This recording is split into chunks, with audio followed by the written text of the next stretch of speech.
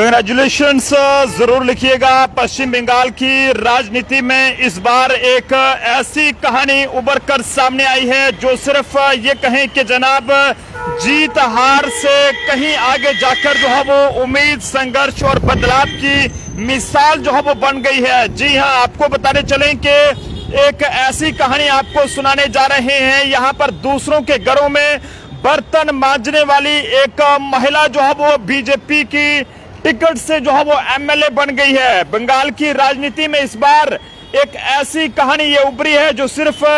जीत हार से कहीं आगे जाकर जो है वो उम्मीद, संघर्ष और बदलाव की मिसाल बन गई है। बीजेपी की कलिता मांझी ने यहाँ पर जो है वो तृणमूल कांग्रेस के श्यामा प्रसन्न लोहार को हराकर जो है वो ओस्ग्राम जो असेंबली है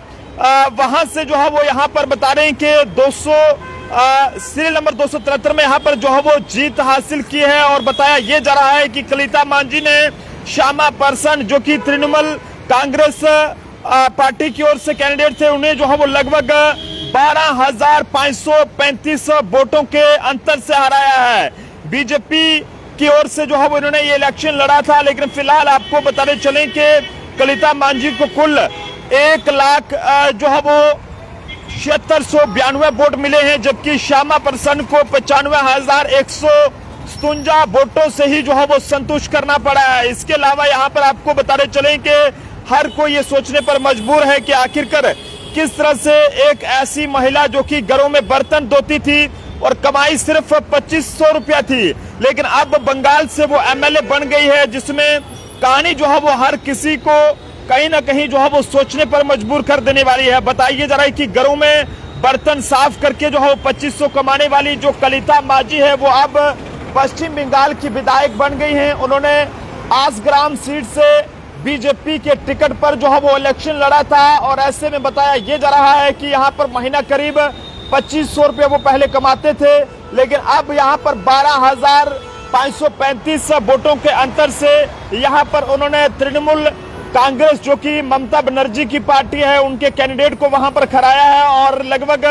1,07,692 वोट जो है वो लेकर यहाँ पर ये जीत जो है वो दर्ज कराई है। और घर घर जाकर मेहनत से उन्होंने चुनाव प्रचार किया था। हालांकि कल तक जो हाथ जो है वो दूसरों के घरों में यहाँ पर बर्तन साफ करते और फर्श साफ करते थे, आज उन्हीं हाथों में जनता ने अपनी किस्मत की चाबी जो है वो यहाँ पर सौंप दी है। पश्चिम बंगाल के आसग्राम असेंबली से ये खबर जो है वो आई है, जिसमें किसी फिल्म कहानी जैसी जो है वो लग सकती है, लेकिन ये भारतीय लोकतंत्र की वो हकीकत है कि जनाब